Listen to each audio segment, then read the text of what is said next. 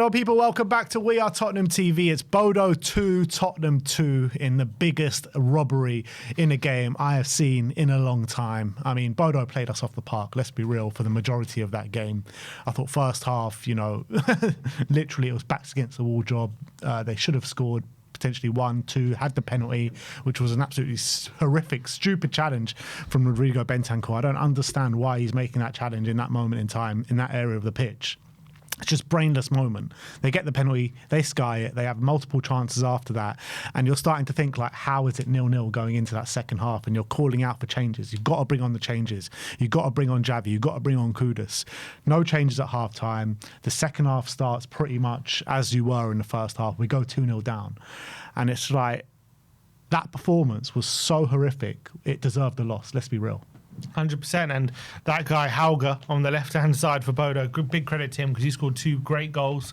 The first goal, though, what Porro and Johnson, lack of communication, both going with the overlapping runner instead of one of them going with the runner and one of the players going with Hauger inside, and the basic of defending, one of you go with the runner, one of you stick with the man on the ball. They both kind of get confused, and all of a sudden Hauger's got a free shot, curls it into the far corner, beautiful goal. Second one, it's just a myriad of errors, isn't it? Vicario with a shanked clearance. I think it all started with the pass back to Vicario as well. Yeah, poor pass, Poor pass to Vicario. Vicario shanks a clearance up in the air. Spence with a lazy kind of a flick to no one, gives the ball away.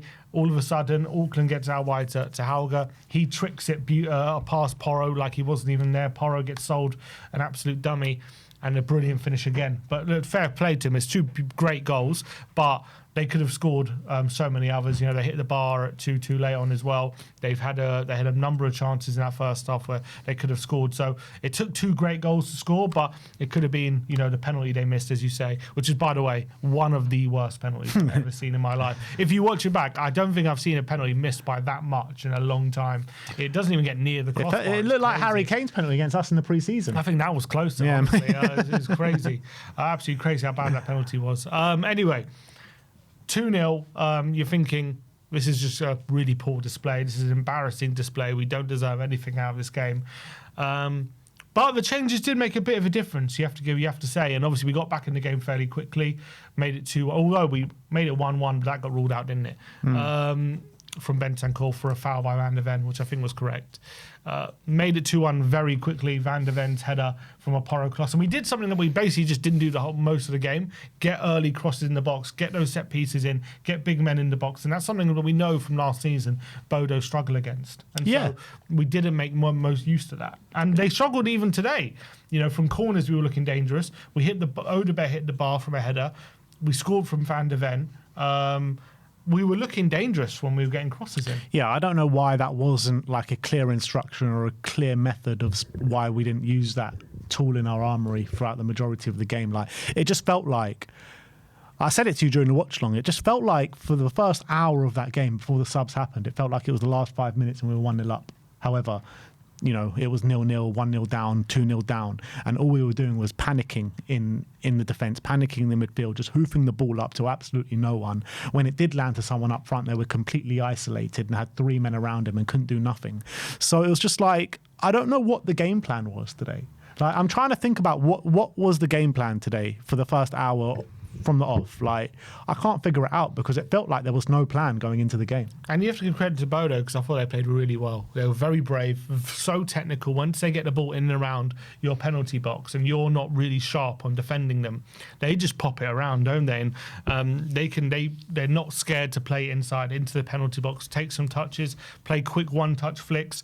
And they can be very, very dangerous if you allow them to play their football. And that's exactly what we did. We stood off them. We were way too passive, I felt, throughout the game. We're nowhere near as aggressive or intense as we needed to be to stop Bodo playing the football that they were playing. And it nearly cost us. Obviously, it cost us 3 points. But we did get the equalizer late on. Fair play to Archie Gray. Gray came on, had a really good cameo. His shot, he made that run on the right-hand side of the box after a good move by Porro. His shot, fumbled by the keeper, hits the Bodo defender, makes it 2-2.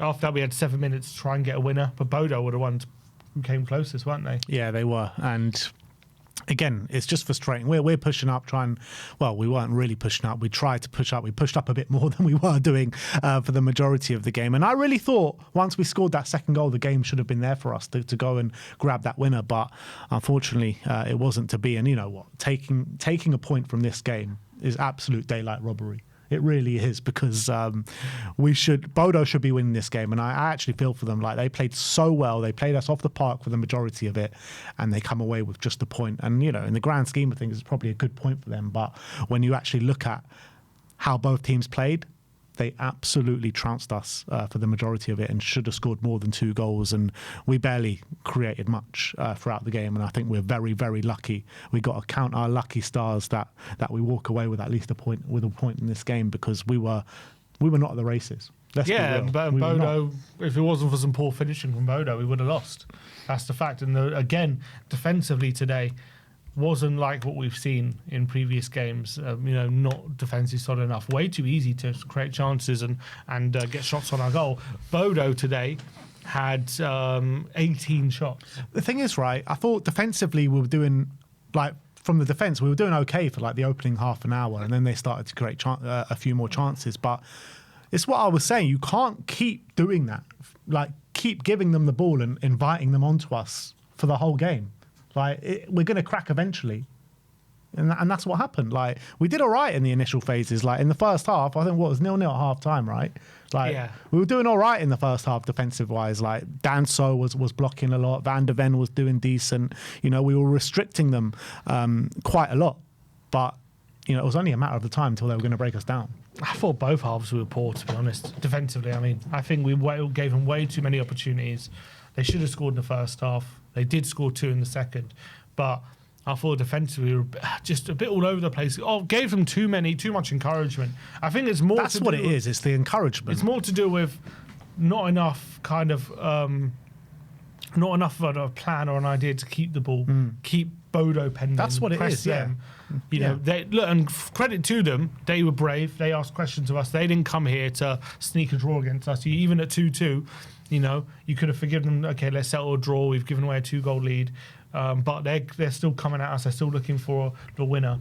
You know, they're very a brave team, and they only know one way of playing. And they're a good team, man. I know we beat them last season, and people maybe think after we beat them that means they're rubbish. They're not a rubbish team. They're a good team, especially at home. They've always given good teams a good game. They've beaten a lot of good teams in their ground. So you cannot take this game lightly. And I'm not saying we did. I'm just saying it was a tough game. And credit to Spurs, though, because, again, 2-0 down, came back. We don't know when we're beaten, and we do keep going. And we didn't give up in this game. We did end up getting the draw, and we did come back from 2-0. But, again, you've got to say there are definitely concerns over the performance. Even in the last 3 games half, now we've come back. Last 3 games. Even in the second half, I know we came back up, but we looked a lot better with Kudus on. We're so reliant on him, I feel. We are so reliant on Kudus. I'm thinking, like, so we've rested Kudus today, right? We've rested Xavi today. We've rested Paulinho. Mm-hmm. Like, as much as, like, I wasn't, like, I knew it was a weak lineup, but I thought with the players that we had on the pitch, I thought they'd do a lot better than they did, right? You obviously had massive concerns, didn't think we were going to win the game. A lot of people around social media and who we were speaking to thought, you know, this lineup's dreadful. Was there a case of Frank kind of underestimating this opponent here today? I don't know about underestimating, but I think we got I think there's definitely concerns about Frank about how reliant he is on certain players to play our system. When we didn't have Kudus on, we literally didn't do anything. Like nothing, in this game. Yeah. When Kudus isn't holding the ball up himself or taking people on and getting down the line, it's as if like unless there's a set piece, we offer 0 in open play, and that's the same thing that happened against Wolves. Kudus was running rings around their fullback in the first half. As soon as they shut him out, we offered nothing.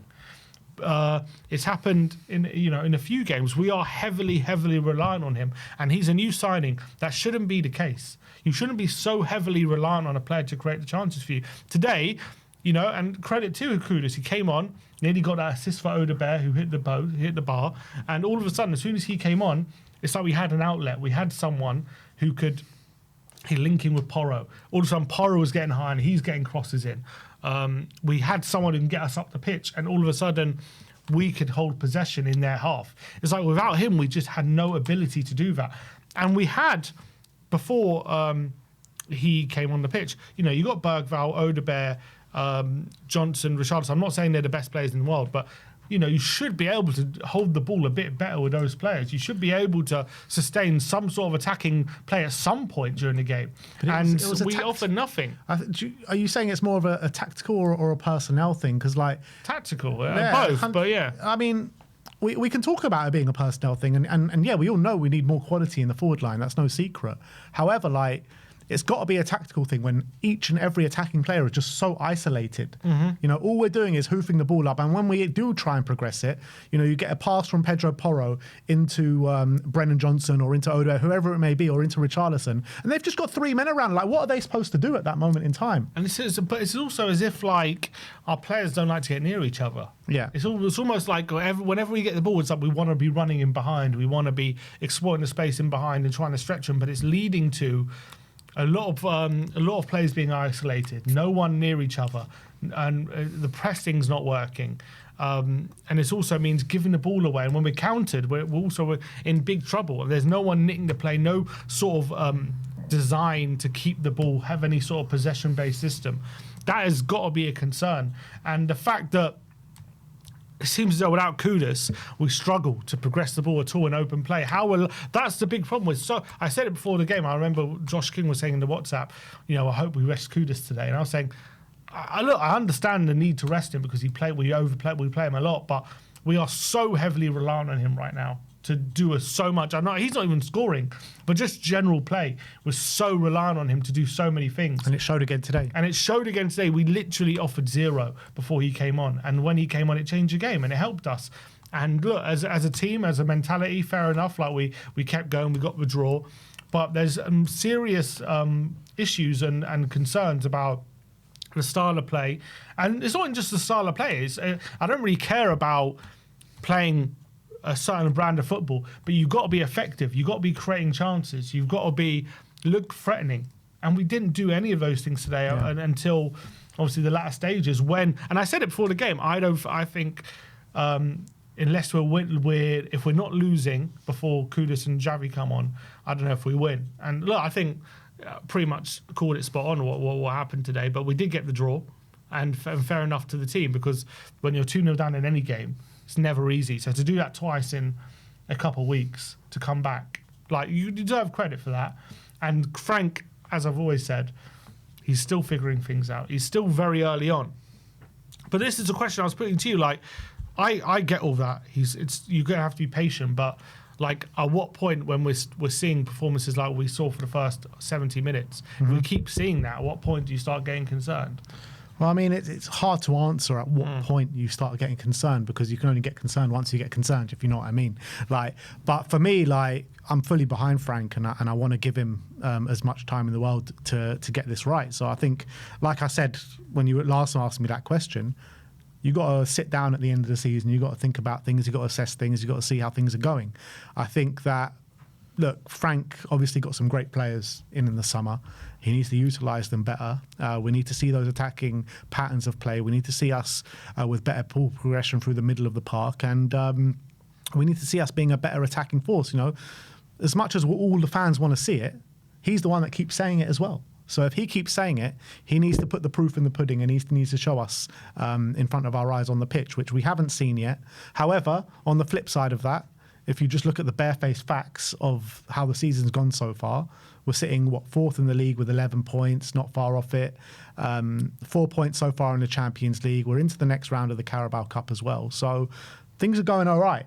It's just, you know... I said before the game, I don't think a draw is a terrible result. I don't think a draw is a great result today. I don't think it's a great result by any stretch. Like, we should be beating Bodo, even with the team that we had out today. I think it's a poor result today. However, when you look at the bigger picture and, you know, how we're going in the league, well, we haven't lost in the Champions League yet, 4 points, and we're through into the next round of the Carabao Cup. So I think we're actually going well. We're going well. And reality is, whatever you want to say about performances, we're still hard to beat because we didn't lose. We lost to Bournemouth. Yeah. But even when teams seem to get a tactical upper hand, and even when we're not playing well, we seem to pull something out of the bag, and we seem to drag ourselves to at least a draw in most games. So that deserves credit, and the fact that we're doing that while not playing well, while things are not clicking on the pitch, hopefully means when things do start to click, it's just going to stand us in good stead. And it just means, hopefully it means in those, like down the line, in those periods of the game when we're not playing well, and like hopefully people remember,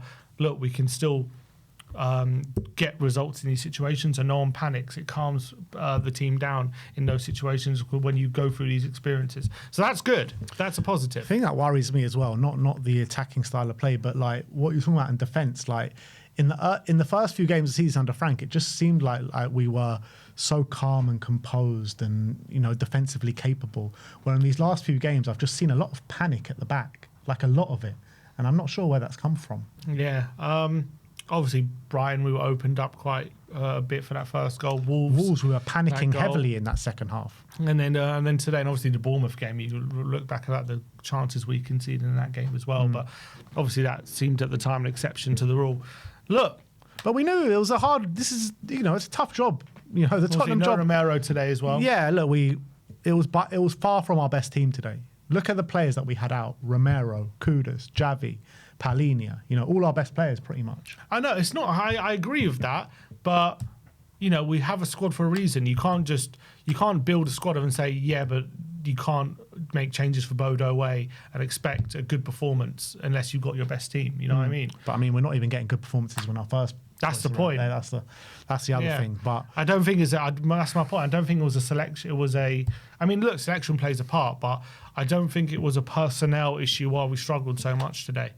I think a lot of it is to do with the setup I agree with that. And what Frank's got us doing. And that's not to say Frank's a bad manager or anything like that. It's just he has got some issues at the moment with how we're set He'll up. rectify it. And I'm pretty sure he's got stuff to he's got a lot of stuff to fix and rectify. Yeah, he will rectify it because we're nowhere near ticking, and we've already got as many points in the league as we've got 4 points in the Champions League, and then through into the next round of the Carabao Cup, we're not ticking yet. So let's hope the more time that they have on the training ground, the better it's going to get, and it'll be pleasing for everyone because hopefully the points will keep coming through, and it'll be more pleasing on the eye. That's all we can hope for. Can't really read too much into it because obviously we've got a whole host of games tomorrow, but currently sit fourth in the Champions League standings. Yeah. Who do we got? Monaco away next. And is it Monaco away? Yeah, Monaco away. So that's also going to be a very tough game. That's probably going to be tougher than this one in Bodo. So I don't know if we'll see if we end the week in the top four. What did Monaco do in their first game? You can see it on the league table. They lost. Oh, they lost. They lost to. Can't see. Oh, Club Brugge 4-1. Oh yeah, Club Brugge playing some good stuff. But one more player I want to talk to you about before we go on to the fans is Archie Gray. Like unbelievable performance against Doncaster. Come on and had a heavy impact in changing the game today. Like he is really starting to come on now, Archie Gray, and I think he's got to start to come into the conversation for the league games and everything like that. Definitely played very well against Doncaster. Played well when he came on today. So if he keeps making an impact, got the assist for the. I don't know if it counts as an official assist, but he made a real big impact for the goal that we scored, the equaliser. It was a good cameo. So look, we got Leeds on Saturday. Bentancur didn't have a great game, so I wouldn't mind maybe Gray, Palhinha, Javi or something like that. No Bergvall. Yeah, look, give Bergvall a rest. He's playing a lot at the moment. Yeah. I don't mind that. Look, as I said, we've got a squad. For me, you just got to pick who's... at the moment, a lot of players are playing quite well in that midfield, but Gray, he's taking a claim at the moment, and while he's impressing, you've got to give him an opportunity. And I thought Sarr was really poor today. So, yeah, I would love to see that midfield of Palhinha, Gray and Javi in the middle. I don't know. I don't think Javi was too great when he came on today. I don't know what we do with the left, because I don't know. Odebear did okay again, but, it wasn't nothing to shout home about, Odebear. So, what does he do on Saturday? He might go Tell. Side. Does he go? Yeah, no, might do, because Tell came on. He might go Tell, because Tell actually came on against Wolves and forced that equaliser. So we have another problem because Rishi looked tired today, and I don't know does he want to start him again because he played 90 minutes today, didn't he? Yeah. And he played 90 against Wolves. Yeah. So I don't know what we do with him because unless Moane's fit, But again, you're not going to chuck him in, are you? Yeah, because straight away? Moani hasn't been training for how long now? So, is Tell going to be needed up front potentially? I don't know. It's got a few problems there. Yeah. But, that's problems for another day. And we'll talk about that on Friday. But look, that is your instant match reaction. Spurs come back from 2-0 down once again to claim a draw, this time in the Champions League. An absolute robbery. And you got to feel for Bodo. But at the end of the day, who cares? Because we got a point. But that is your instant match reaction. Now it is